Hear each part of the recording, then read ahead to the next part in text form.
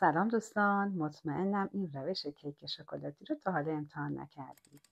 قالب کیک رو آردپاشی رو چرب کنید و بذارید کنار. 1 لیوان مربا، 1 لیوان شیر، نصف لیوان روغن مایع، نصف لیوان پودر کاکائو تلخ و یکم نمک و اگه دوست داشتین 1 قاشق هم نسکافه فوری بهش اضافه کنید. توی مخلوط کن همه مواد رو به خوبی میکس میکنیم. 1 لیوان از مخلوطی که به دست آوردیم رو کنار میگذاریم. توی بقیه مواد 2 تا تخم مرغ و کمی وانیل اضافه میکنیم و به خوبی هم میزنیم.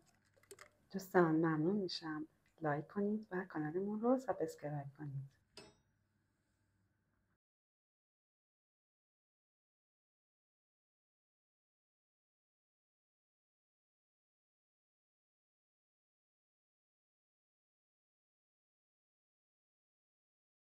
حالا 1 لیوان آرد رو به خوبی با مخلوطمون میکس میکنیم و حسابی هم میزنیم.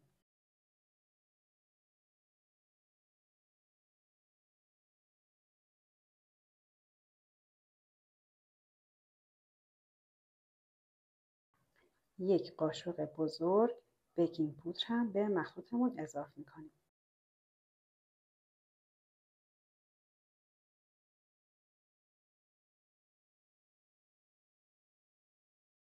مواد را توی قالب میریزیم و توی فری که از قبل گرم کردیم تو دمای 180 درجه به مدت نیم ساعت میپزیم.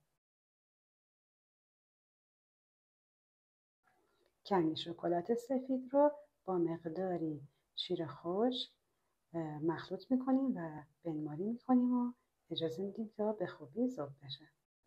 کیک رو از قالب در میاریم و سس شکلاتی که جدا کرده بودیم رو کاملا روش میریزیم. با چنگال چند تا سوراخ ایجاد میکنیم تا حسابی شیره به خورد کیک بره.